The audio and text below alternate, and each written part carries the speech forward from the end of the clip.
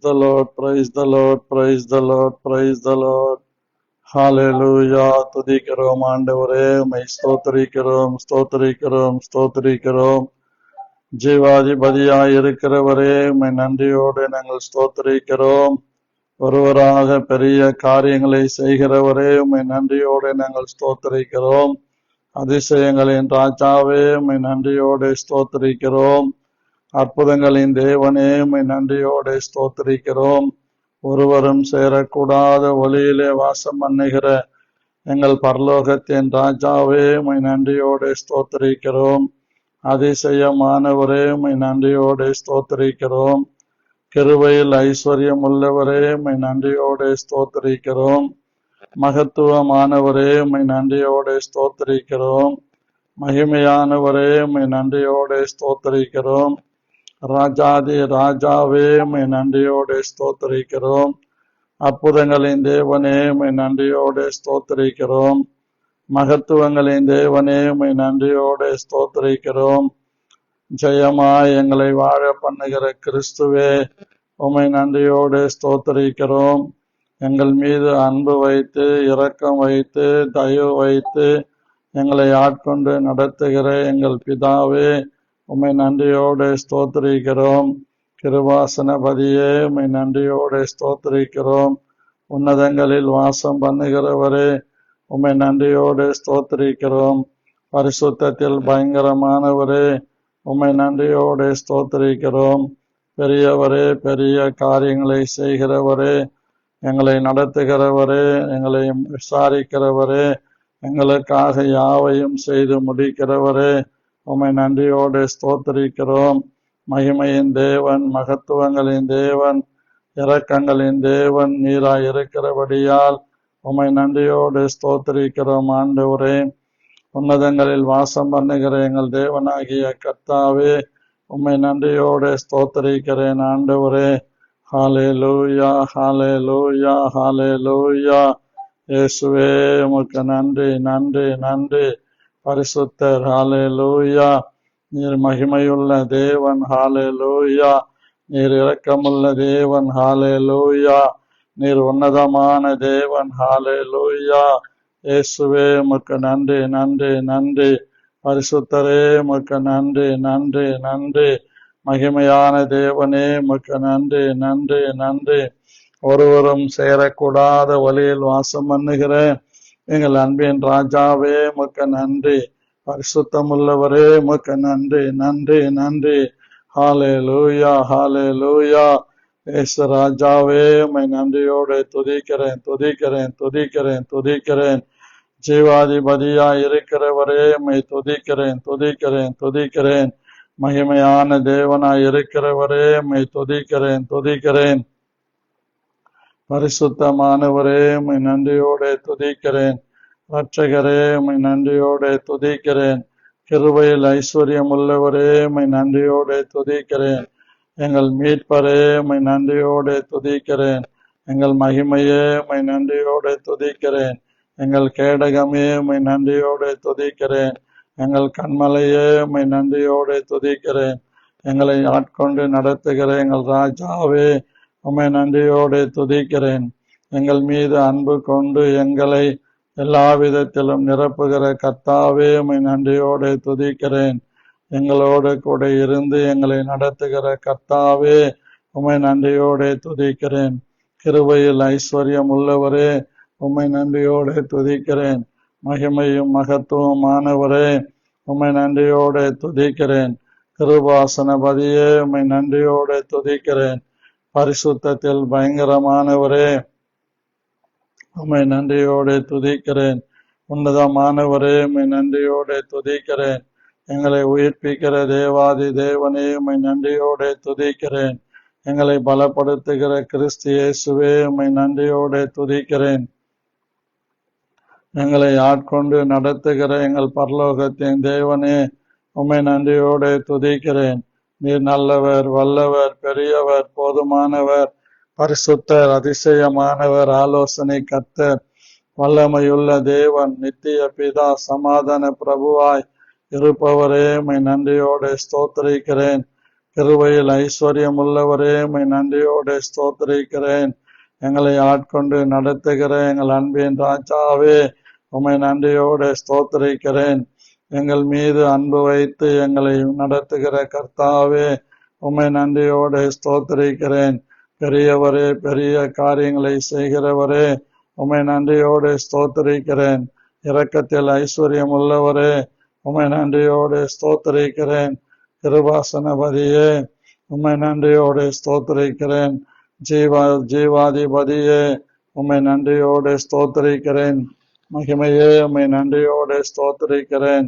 மகத்துவமே, உம்மை நன்றியோடு ஸ்தோத்திரிக்கிறேன். ஐஸ்வர்ய சம்பனரே, உம்மை நன்றியோடு ஸ்தோத்திரிக்கிறேன். கிருபாசனபதியே, உம்மை நன்றியோடு ஸ்தோத்திரிக்கிறேன். பரிசுத்தர், பரிசுத்தர், பரிசுத்தர், பரிசுத்தர், சேனைகளின் தேவனாகிய கர்த்தர் பரிசுத்தர். இரக்கத்தில் ஐஸ்வர்யம் உள்ளவராகிய கர்த்தர் பரிசுத்தர். எங்களை ஆட்கொண்டு நடத்துகிற கர்த்தர் பரிசுத்தர்.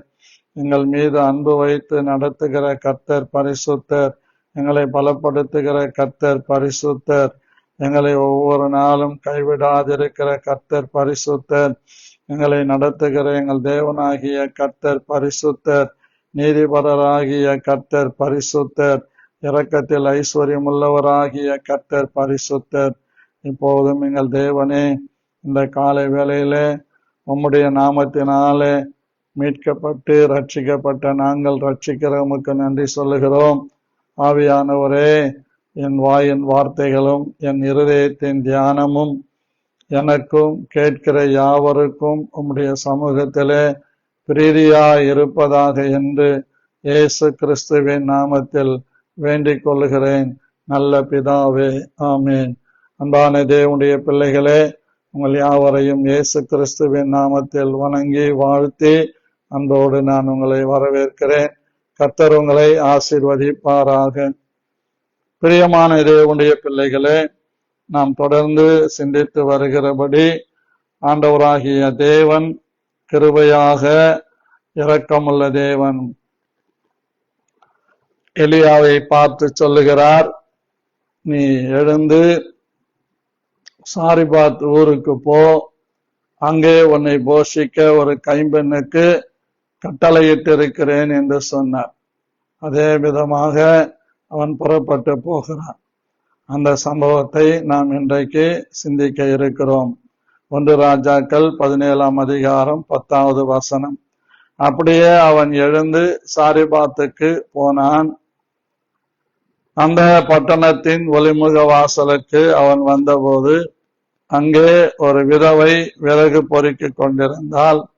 அவன் அவளை பார்த்து கூப்பிட்டு, நான் குடிக்கிறதற்கு கொஞ்சம் தண்ணீர் ஒரு பாத்திரத்தில் எனக்கு கொண்டு வா என்றான். பிரியமான தேவனுடைய பிள்ளைகளே, கொஞ்சம் தண்ணீர் என்கிற தலைப்பில் நாம் திங்கள் முதல் கேட்டுக்கொண்டு வருகிறோம்.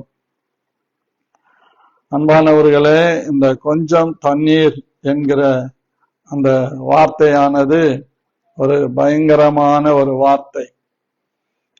கர்த்தருக்கு மகிமை உண்டாவதாக. முதல் நாள் சொன்னேன், ஒரு சீசன் என்னும் நாமத்து நிமித்தம் சீசனை ஏற்றுக்கொண்டு ஒரு கலசம் தண்ணீர் கொடுத்தால் அந்த பலனை அவர் திரும்ப கொடாமற் போகார் என்று பார்த்தோம். நேற்று தினத்திலே நாம் தேவனுடைய வார்த்தைகளை சிந்தித்தோம்.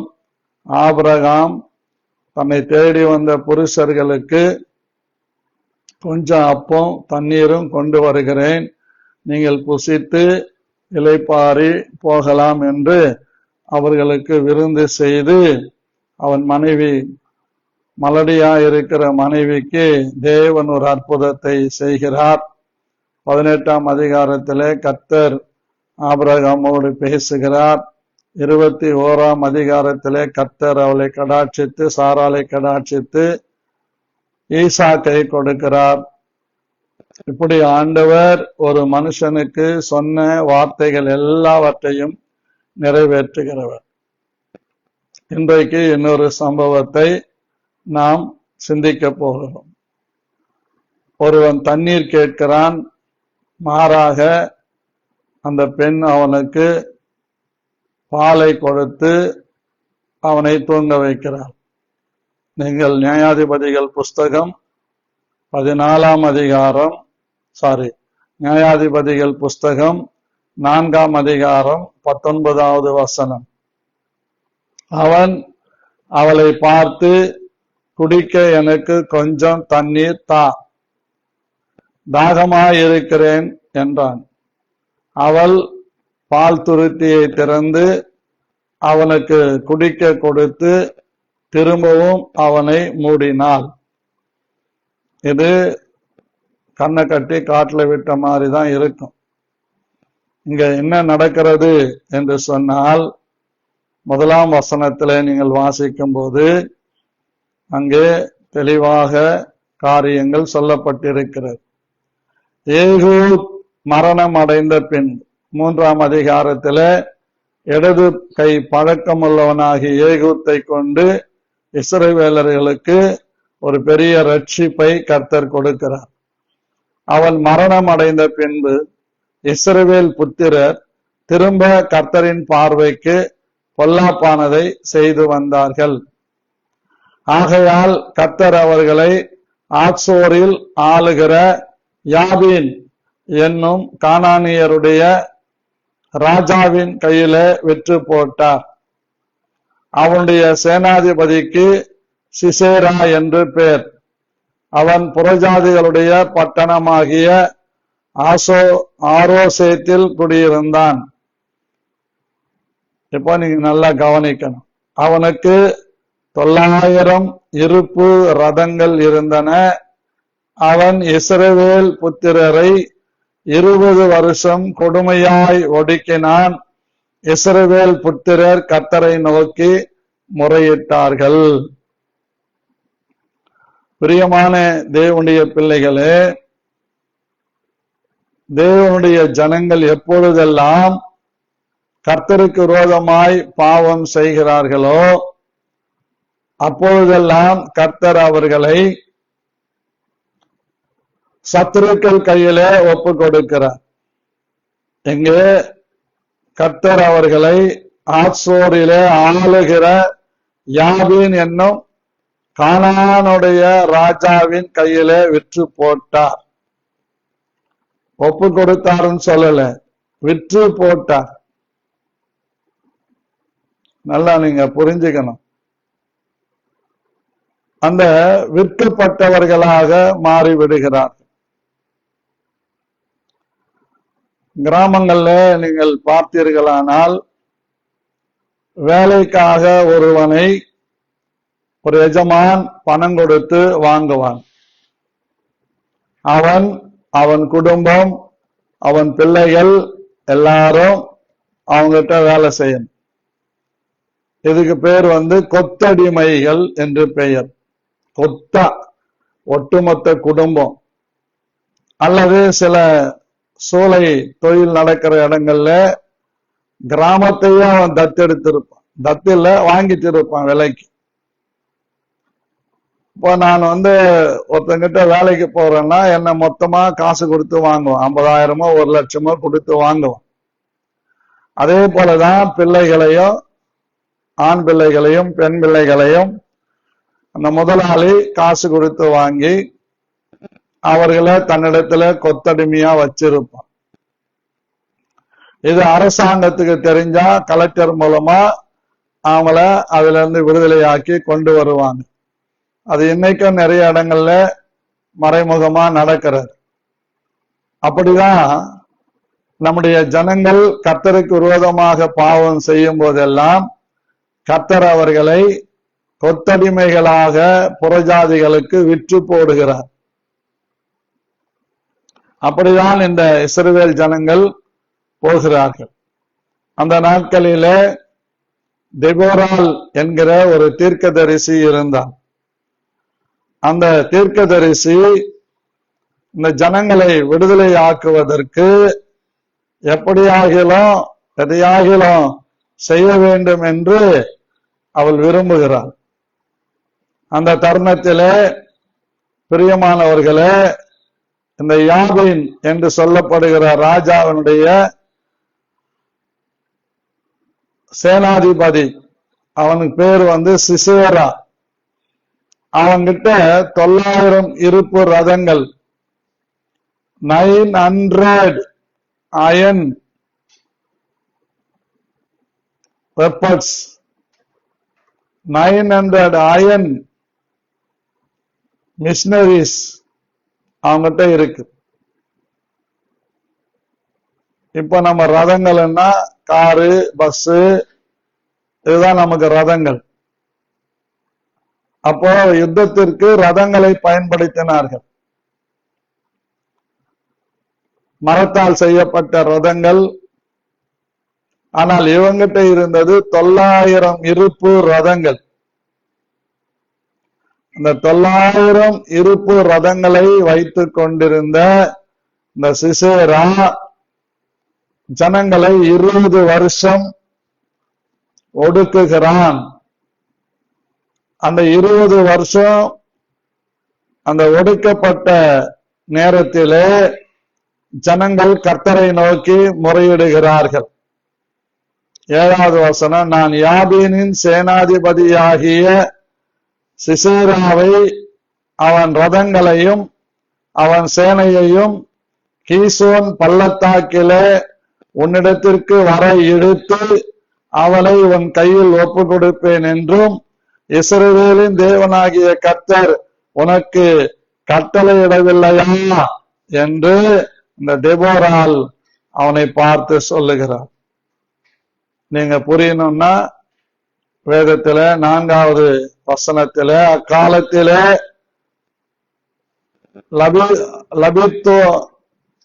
லபித்தோத்தின் மனைவியாகிய தெபோராள் என்னும் தீர்க்கதரிசியானவள் இஸ்ரவேலை நியாயம் விசாரித்தார்.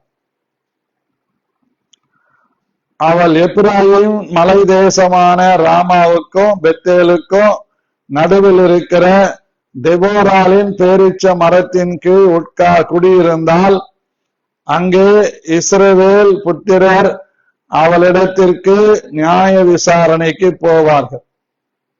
அந்த நேரத்தில் அவள் நப்தலியில் உள்ள கேதேசில் இருக்கிற அபினோகாமின் குமாரன் பாராக். இவன் நப்தலி கோத்திரத்தில் பிறந்தவன் பாராக். இந்த பாராக் என்றவனை தெபோராள் அழைத்து, இப்படி ஜனங்களை ஒடுக்குகிறானே, கர்த்தர் உனக்கு கட்டளையிடவில்லையா என்று இந்த தெபோராள் கேட்கிறார். நப்தலோன் புத்திரரிலும் செபுலோன் புத்திரிலும் 10,000 பேரை கூட்டிக் கொண்டு தாபோர் மலைக்கு போவாயாக என்று இந்த தெபோராள் சொல்லுகிறார். அப்பொழுது பாராக் சொல்லுகிறான், நீ வந்தால் நான் போவேன் என்று. நான் வருகிறேன் என்று தெபோராள் சொல்லுகிறார். அப்படியே போகிறார். பிரியமான கர்த்தருடைய பிள்ளைகளே, பாராக் தெபோராளை பார்த்து சொல்லுகிறான், நீ என்னோட கூட வந்தால் போவேன், என்னோட கூட வராவிட்டால் நான் போக மாட்டேன் என்றான். அவன் நல்லா கவனிக்கணும். சில நேரங்கள்ல சில காரியங்களுக்கு நம்ம உதவிகளை எதிர்பார்க்கிறோம். அவங்க வந்தாதான் போவோம். எனக்கு நிறைய பேர் தெரியும். ராத்திரியில கிராமத்துல எந்த விதமான டாய்லெட் வசதிகள் இருக்காது. கணவனுக்கு ராத்திரியில யூரின் வந்துடும். அவன் மனைவியை எழுப்பிதான் கூட்டிகிட்டு போவான். பயம். அரண்டவனுக்கு இருண்டதெல்லாம் பேய். நிறைய பேர் இப்ப கூட சில காரியங்களுக்கு பாத்தீங்கன்னா, ஏதாவது ஒரு காரியத்துக்கு போகும்போது மனைவியை கூட கூட்டிகிட்டு போவான். ஒரு பயம். ஆனா இந்த பாராக்குக்கு அந்த பயம் இருந்தது. அவன் நம்பிக்கை என்ன? தீர்க்கதரிசி ஆகிய தெபோராள் என் கூட இருந்தா அவ தீர்க்க தரிசனம் சொல்லிக்கிட்டே இருப்பா, நான் ஜெயம் எடுப்பேன்னு நினைக்கிறேன். அதே போலதான் யுத்தத்திற்கு போகிறார்கள். சிரேசாவும் வருகிறான். 900 இருப்பு ரதங்களோட வருகிறான். ஆனால் கர்த்தர் சொல்லுகிறார் 9வது வசனத்துல, அதற்கு அவள், நான் உன்னோடு கூட நிச்சயமாய் வருவேன், ஆனாலும் நீ போகிற பிரயாணத்தில் உண்டாயிருக்கிற மேன்மை உனக்கு கிடையாது. நல்லா நீங்க புரிஞ்சுக்கணும். ஒருத்தர் உதவி எனக்கு வேணும் அப்படின்னு கர்த்தருடைய பிள்ளைங்கள் நின்னீங்கன்னா, நீ போகிற பிரயாணத்தில வரப்போகிற வெற்றி உனக்கு லபிக்காது. யாருக்கு லபிக்கும்? நீ உதவிக்கு கூப்பிட்டிய அவங்களுக்கு அது போய் சேரும். இங்க கர்த்தர் சிசேராவை ஒரு ஸ்திரீயின் கையில் ஒப்பு கொடுப்பார் என்று சொல்லி தெபோராள் எழும்பி பாராக்கோட கூட கேதேசுக்கு போனாள். அப்பொழுது பாராக் செபுலோன் மனுஷரையும் நப்தலி மனுஷரையும் கேதேசுக்கு வரவழைத்து தன்னை பின் செல்லும் 10,000 பேரோட போனான். தெபோராலும் அவனோட கூட போனாள். கேனானியனான ஏபேர் என்பவன் மோசேயின் மாமனாகிய ஒபாபின் புத்திரராயிருக்கிற கேனியரை விட்டு பிரிந்து கேதேசின் கிட்ட இருக்கிற சானாயிம் என்னும் கர்வாலி மரங்கள் அருகே தன் கூடாரத்தை போட்டான். இது ஒரு பெரிய சப்ஜெக்ட். ஏபேர் என்பவன் மோசேயின் மாமனாகிய ஒபாபாவின் புத்திரராகிய கேனியரை விட்டு பிரிந்து, அதற்கு ஸ்தோத்திரம், கேதேசின் கிட்ட இருக்கிற சானாயும் என்னும் கர்வாலி மரங்கள் அருகே தன் கூடாரத்தை போட்டிருந்தான். அபினோகாமின் குமாரன் பாராக் தாபோர் மலையில ஏறி போனான் என்று சிசேராவுக்கு அறிவிக்கப்பட்டது. சிசேரா என்பவன் 900 இருப்பு ரதங்களை கொண்டு போய் இந்த பாராக்கோட யுத்தம் பண்ணுகிறான். அப்பொழுது தெபோராள் சொல்லுகிறாள், பாராக்கே, நீ எழுந்து போ, கர்த்தர் சிசேராவை உன் கையிலே ஒப்பு கொடுக்கும் நாள் இதுவே. இதுதாங்க ரொம்ப முக்கியம்.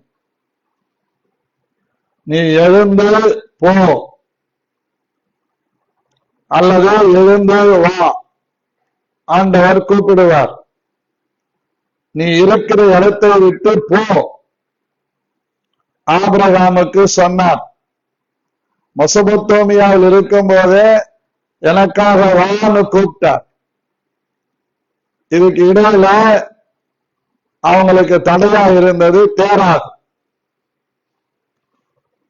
இந்த தேராகு மெசொப்பொத்தேமியாவிலிருந்து கானானுக்கு போக பிரயாணப்பட்டு ஆரான் என்கிற இடத்துல வந்து தங்கி விடுகிறான். அந்த ஆரான்ல தான் அந்த குடும்பங்கள் அப்படியே தங்கி விடுகிறார்கள். ஆனால் கர்த்தருடைய நோக்கம் என்ன? ஆபிரகாமை கானானுக்கு கொண்டு போய் கர்த்தர் அவனுக்கு கொடுத்த தரிசனத்தின்படி அந்த தேசங்களை அவனுக்கு கொடுக்கும்படி தீர்மானிக்கிறார். போகல. ஆண்டவர் பார்த்தாரு, இந்த தேராகுடைய வியாபாரம் நல்லா இருக்குது, சோறு கண்ட இடம் சொர்க்கம் உட்காந்துட்டாங்க, நம்ம சித்தத்தை செய்யலையேன்னு சொல்லி தேராகியே எடுத்துட்டார். சில நேரங்கள்ல கர்த்தருக்கு மாறாக நம்ம வாழும்போது நாம் அந்த கர்த்தருக்கு பிரியமில்லாத வாழ்க்கை வாழும்போது, அப்படி நாம் வாழ்வதற்கு யார் காரணமா இருக்கிறாங்களோ அவங்கள ஆண்டவர் போட்டு தள்ளுவார். ஆண்டவருடைய விருப்பத்தின்படி சித்தத்தின்படி வாழதான் நாம் அழைக்கப்பட்டிருக்கிறோம். நம்ம இஷ்டத்துக்கு நம்ம கைய காலம் அசைக்க கூடாது. நீங்க படிச்சிருப்பீங்க, ஏசாயா தீர்க்க தரிசன புத்தகத்துல இப்படியாக எழுதப்பட்டிருக்கிறது, கர்த்தருடைய ஓய்வு நாளாகிய பரிசுத்த நாளில உன் இஷ்டத்துக்கு நீ செய்யாதேன்னு ஏசாயா தீர்க்க தரிசனத்திலே சொல்றார். அதை நான் மொத்தம் எடுத்து கொடுத்தாதான் நீங்க படிப்பீங்க. 58ஆம் அதிகாரத்துல 14வது வசனத்துல, என் பரிசுத்த நாளாகிய ஓய்வு நாளிலே உனக்கு இஷ்டமானதை செய்யாதபடி உன் காலை விலக்கி, காலு கூட அவருடைய சித்தம் இல்லாம அசையக்கூடாது, நடக்கக்கூடாது. உன் காலை விலக்கி உன் வழிகளின்படி நடவாமல், உனக்கு எப்படியெல்லாம் தோணுதோ அப்படியெல்லாம் நீ நடவாமல், உனக்கு இஷ்டமானதை செய்யாமல்,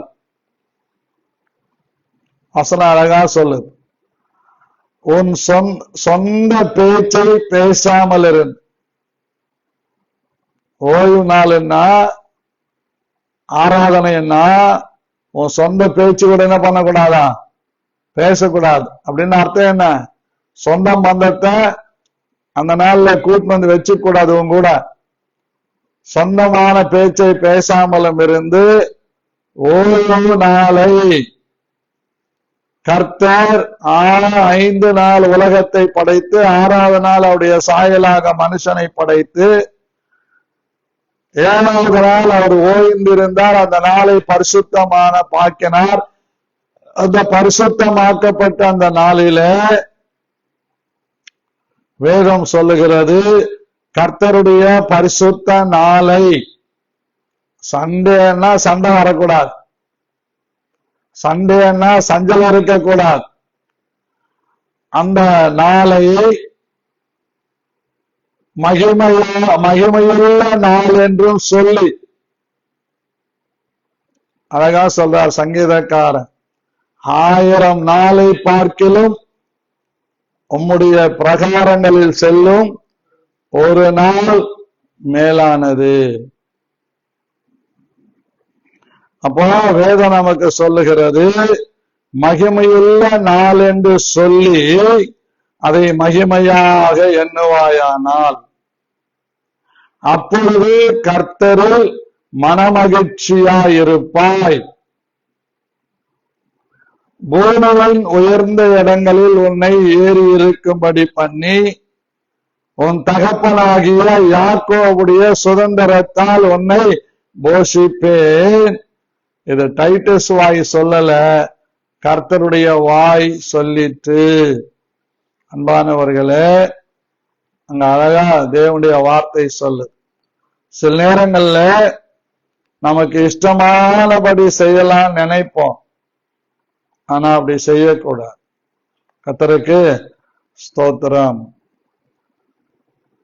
இதுவே கர்த்தர் உனக்கு முன்பாக புறப்படவில்லையா என்றார். அப்பொழுது பாராக்கும் அவன் பின்னாலே 10,000 பேரும் தாபோர் மலையிலிருந்து இறங்கினார்கள். ரொம்ப முக்கியம். கர்த்தர் சிசேராவையும் அந்த எல்லா ரதங்களையும் சேனை அனைத்தையும் பாராக்குக்கு முன்பாக பட்டய கருக்கினால் கலங்கடித்தால் சிசேரா ரதத்தை விட்டு இறங்கி கால்நடையாய் ஓடி போனான். எங்க போறான்? மோசேயின் மாமனாகிய அவனுடைய குமார்ல ஒருவனுடைய மனைவிதான் யாகேல். அந்த யாகேல் அந்த இடத்தை விட்டு பிரிந்து போய் கருவாலி மரங்கள் இருக்கிற இடத்துல கூடாரம் போட்டு அங்கே அவங்க குடியிருக்கிறாங்க. அந்த வீட்டில அந்த கூடாரத்தில் இருக்கிற பெண்ணுடைய பெயர் யாகேல். இந்த யாகேல் இடத்துல இந்த சிசேரா எல்லாம் தோல்வி வந்தது, எல்லாம் போயிடுச்சு. 900 இருப்பு ரதங்களும் நொறுங்கி போயிடுச்சு. ஆனா இப்போ என்ன செய்யறாரு இந்த சிசேரான்னா, கால்நடையாய் ரதங்களை நம்பினவன், குதிரைகளை நம்பினவன், இப்ப எப்படி ஓடுறான்? கால்நடையாய் ஓடுகிறான். பிரியமான தேவனுடைய பிள்ளைகளே, இப்போ ஏசாயா 43வது அதிகாரத்துக்கு உங்கள் வேதத்தை திருப்பிக் கொள்ளுமாறு கேட்டுக்கொள்கிறேன். பாருங்க, 17வது வசனத்துல கர்த்தர் சொல்றாரு, ரதங்களையும் குதிரைகளையும் இராணுவங்களையும் பராக்கிரமசாலிகளையும் புறப்பட பண்ணி அவைகள் எழுந்திராதபடிக்கு ஒருமித்து விழுந்து கிடக்கவும் ஒரு திரி அணைகிறது போல் அவைகள் அணைந்து போகும் என்று கர்த்தர் சொல்லுகிறார். இந்த சிசேரா 900 இருப்பு ரதங்களோட பாராக்கையும் தெபோராலையும் எதிர்கொள்ளுகிறார் அப்படின்னு நீங்க நினைக்கலாம். சேனைகளின் தேவனாகிய கர்த்தரை எதிர்கொள்ளுகிறான். இன்னைக்கு நான் சொல்றேன், என் அன்பு தேவனுடைய பிள்ளைகளை, உன்னை தொடுகிறவன் உன் கண்ணின் மணியை தொடுகிறான். உன்னை எவன் தொட்டாலும் அவன் கெட்டான். உன்னை எவன் அடிச்சாலும் அவன் பட்டான். அதோட அவன் முடிஞ்சுதான் அவன் ஜோலி. அதனால்தான் தாவீது பயந்து கர்த்தரால் அபிஷேகம் பண்ணப்பட்ட சவுல் மேல என் கைய நீட்ட மாட்டேன்றான். இன்னைக்கு நிறைய புருஷமாருங்க வெடுக்குன்னு மனைவி மேல கைய நீட்டிடுறாங்க. அது ரொம்ப ரொம்ப பெரிய தப்பு. பயங்கரமா கெட்ட வார்த்தை போட்டு பேசுறாங்க, தப்பு. மனைவி என்ன பண்றாங்க, புருஷன் மேல இருக்கிற கோபத்தை பிள்ளைங்க மேல காட்டுறா. பிள்ளைங்க மூர்க்கமாயிடுவாங்க. ஆமா, உங்க பிள்ளைங்க ரவுடி பேபி ஆயிடுவாங்க. அப்புறம் நம்ம கோபத்தை யாரு மேலேயும் காட்டக்கூடாது. அதனால்தான் கர்த்தர் சொன்னாரு, உனக்கு சினம் வந்தா போய் உன் ரூம நீ சாத்திக்கிட்டு கர்த்தருடைய சமூகத்துல மண்டிட்டு கதறுன்னு சொல்ற. கோபம் வந்தா பாவம் செய்யக்கூடாது. அதனால கர்த்தருடைய நாமத்துக்கு மகிமையா இன்னைக்கு சொல்றேன், தொடக்கூடாது. இங்க பாருங்க, சிசேரா ரதங்களையும் குதிரை வீரர்களையும் நம்பி வந்தான். அதையெல்லாம் புறப்பட பண்ணினவர் கர்த்தர் தான். ஆனா என்ன நடக்கிறது, ஒரு திரி அணைகிறது போல அவன் எல்லாம் அணைஞ்சு போச்சு. இப்போ தலைவர் என்ன பண்றாரு, கால்நடையா ஓடுறார். எங்க ஓடுறாரு பாருங்க. சிசேரா 17வது வசனம், நியாயாதிபதிகள் 4ஆம் அதிகாரம் 17வது வசனம்.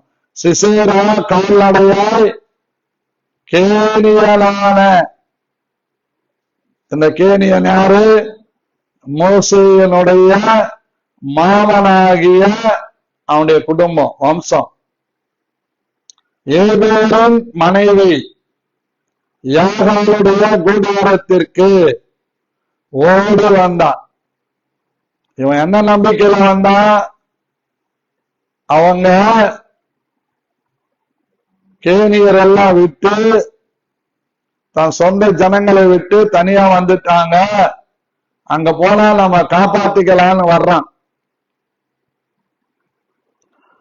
அங்க யாகேலுடைய கூடாரத்திற்கு வந்தான். அப்பொழுது யாகேல் என்னும் ஆத்சோரின் ராஜாவுக்கும் கேனியனான ஏபேரின் வீட்டுக்கும் சமாதானம் உண்டாயிருந்தது.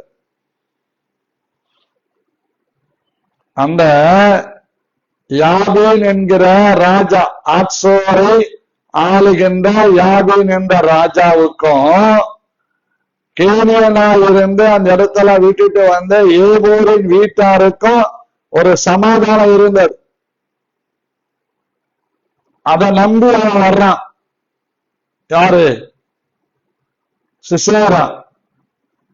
ஏன்னா நம்ம ராஜாவுக்கும் இந்த ஏபேரின் குடும்பத்திற்கும் ஒரு நல்ல சமாதான உறவு இருக்குது, அங்க போய் தப்பிச்சுக்கலான்னு வர்றான். ஆனா இந்த யாகேல் யாரு? தேவனை அறிந்திருந்தவர், கர்த்தர் ஒருவரே தெய்வம் என்பதை விளங்கிக் கொண்டிருந்தவர். அவர்கள் அந்த யாகேல் குடும்பத்தோடு இருந்தாலும் அவருடைய உறவெல்லாம் தேவனோடு இருந்தது, ராஜாவோடு இருந்தது, கர்த்தரோடு இருந்தது. ஆகவே இந்த சிசேரா இஸ்ரவேல் ஜனங்களை எவ்வளவு ஒடுக்குகிறான் என்பதை அறிந்திருந்தார், அந்த ஏபேரும் அந்த யாகேலும். அதான் ரொம்ப முக்கியம்.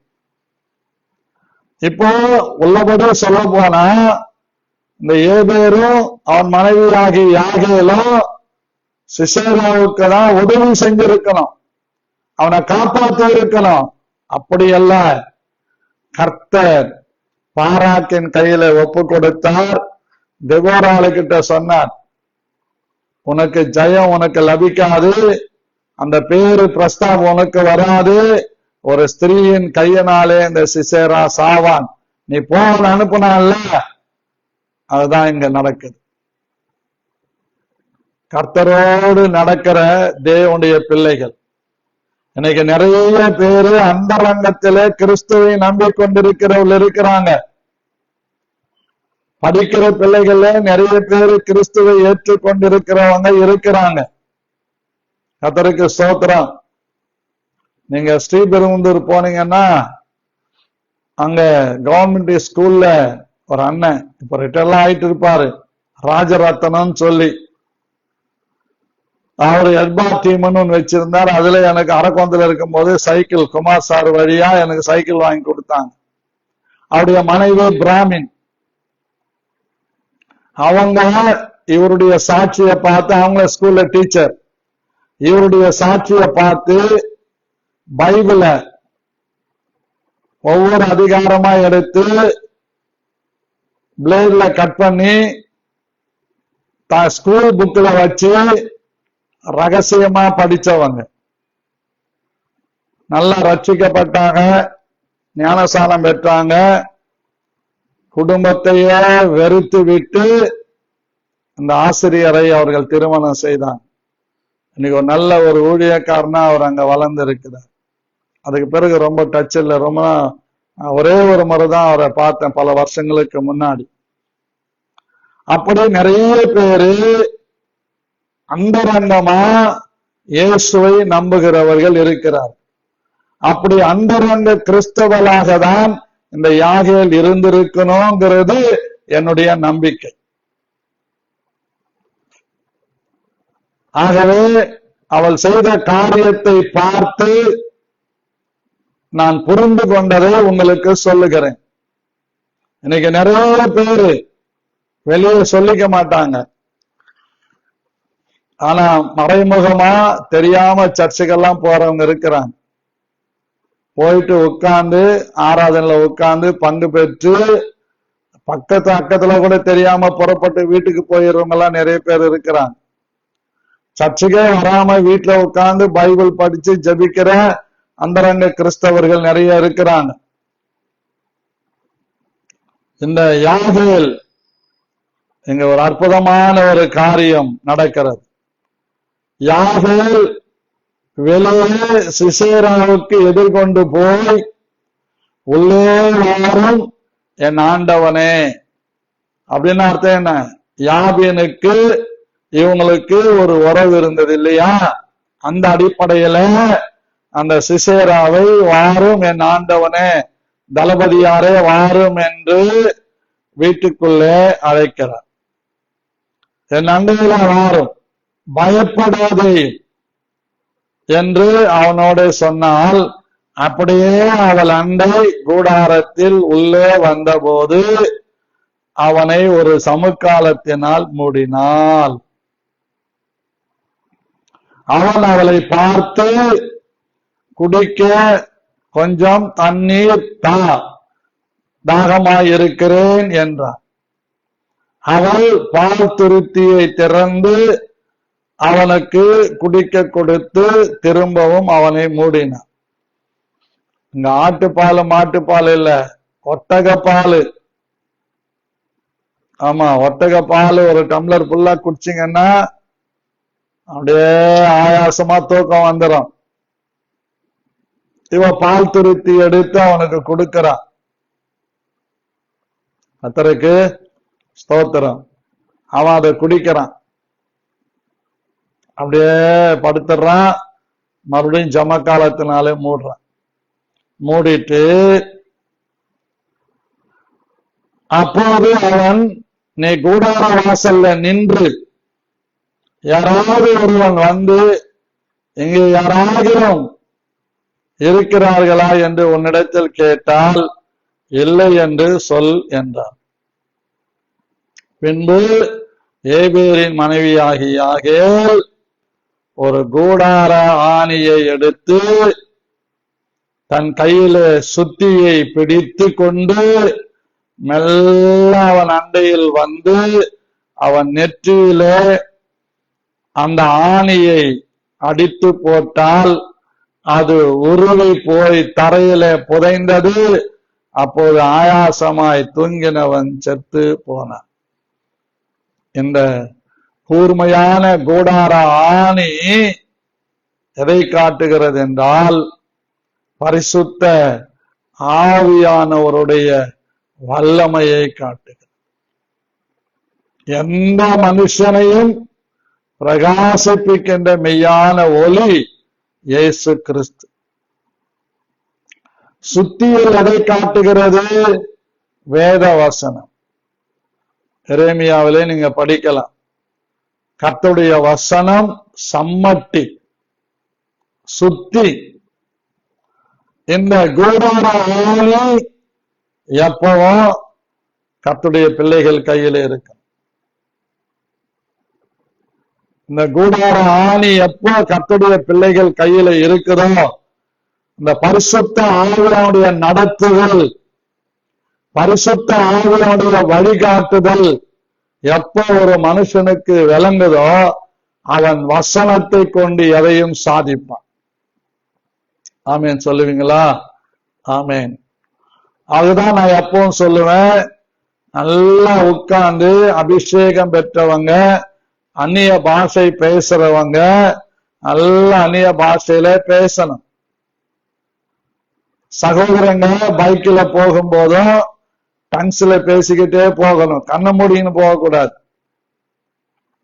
நீங்கள் பெற்ற அபிஷேகம் உங்களுக்குள் நிலைத்திருக்கிறது. 1 யோவான் 2ஆம் அதிகாரம் 17வது வசனம் சொல்லுது. எடுத்தீங்கன்னா வாசிக்கலாம். 1 யோவான் 2 அது இல்லம்மா, 2ஆம் அதிகாரத்தில் இருக்கும் பாருங்க.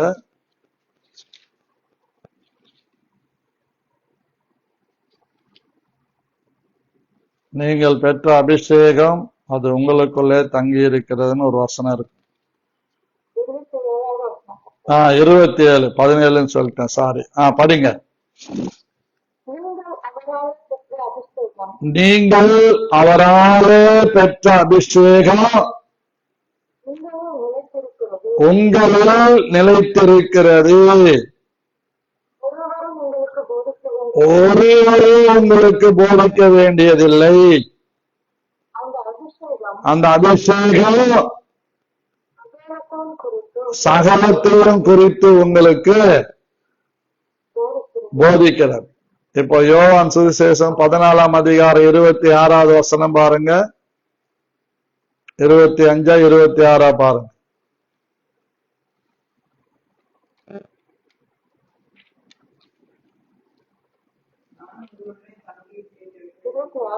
இருபத்தி 26 படிங்க. என் நாமத்தினாலே பிதா அனுப்ப போகிற பரிசுத்த ஆவியாகிய தேற்றரவாளனே எல்லாவற்றையும் உங்களுக்கு போதித்து நான் உங்களுக்கு சொன்ன எல்லாவற்றையும் உங்களுக்கு நினைப்பூட்டுவார். யாகேலை போல கூடார ஆணிய சபை கையில எடுக்கணும். குடும்ப தலைவர்கள் தலைவிகள் எடுக்கணும். கர்த்தருடைய ஆணையினால பலப்பட்டு இருக்கணும். கர்த்தருடைய வல்லமையினால பலப்பட்டு இருக்கணும். அந்த பலம் நமக்கு எப்படி வரும்?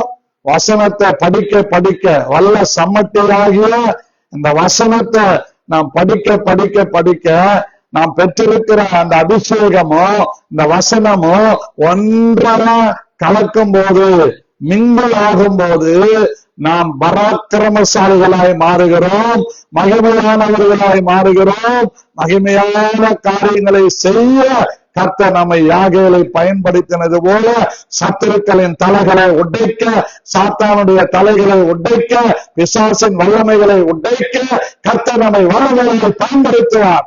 ஆகவே சபை என்பது தேவனுடைய ராஜ்யத்தை பூமியில கட்டுகிற கர்த்தருடைய சபை. சபையில் இருக்கிற ஒவ்வொருவரும் பரிசுத்த ஆவியால் வல்லமையால் நிறைந்திருக்க வேண்டும். பரிசுத்த ஆவியால் எவ்வளவு நிரம்புகிறானோ அவரால் அவன் புத்தியிலே கூர்மை இருக்கும், அறிவிலே கூர்மை இருக்கும், அவன் செயல்களிலே கூர்மை இருக்கும், தெளிவு இருக்கும், நடத்துதல் இருக்கும். எப்படி? கர்த்தருடைய வசனம் அவனுக்கு நினைப்பூட்டுவார். சோர்ந்து போயிருப்ப அவர் சொல்லுவார், மகளே நான் ஒண்ணு கூட இருக்கிறேன், இனி எல்லாம் போயிடுச்சு அப்படின்னு நீ இருப்ப. கர்த்தர் சொல்லுவார், பயப்படாது, நான் உன் கூட இருக்கிறேன். இந்த வசனங்கள் எல்லாம் நிலைப்பூட்டும் போது மழுங்கி போன நம்முடைய பிரச்சனைகள் எல்லாம் அப்படியே கூறாகிவிடும். தீட்டப்பட்ட சவரகன் கட்டி போல நம்ம மாறிடும். சில இடங்களை சொல்லுவாங்க, பா அந்த பொண்ணாது கட்டி மாதிரி இருக்குதுப்பான்னு சொல்லுவாங்க. அப்படின்னா அர்த்தம் என்ன? அவ்வளவு ஜூட்டிக்கா வேலை செய்வான், சப்பையா உட்கார்ந்து இருக்க மாட்டான், ரொம்ப மைனூட்டா வேலை செய்வான். அதுதாங்க அபிஷேகம் பெற்ற பிள்ளைகளுக்கும் அபிஷேகம் பெறாதவங்களுக்கும். அவன் கொஞ்சம் தண்ணீர் தான் கேட்டான், ஆனா அவன் பாலை கொடுத்தா ஆளையே க்ளோஸ் பண்ணிட்டான். இன்னைக்கு அன்பான கர்த்தருடைய பிள்ளைகளே, நீங்களும் நானும் பரிசுத்த ஆவியானவராலே கூர்மையாக்கப்பட்ட கூடார ஆணியாக மாறும். இந்த யாகேல் சபைக்கு அடையாளம். அந்த சபையில அந்த கூடார ஆணியாகிய பரிசுத்த ஆவியானுடைய வரமும் வல்லமை இருக்கணும். ஒரு யாகேல் ஒரு குடும்ப தலைவனுக்கும் தலைவிக்கும் சமானம்.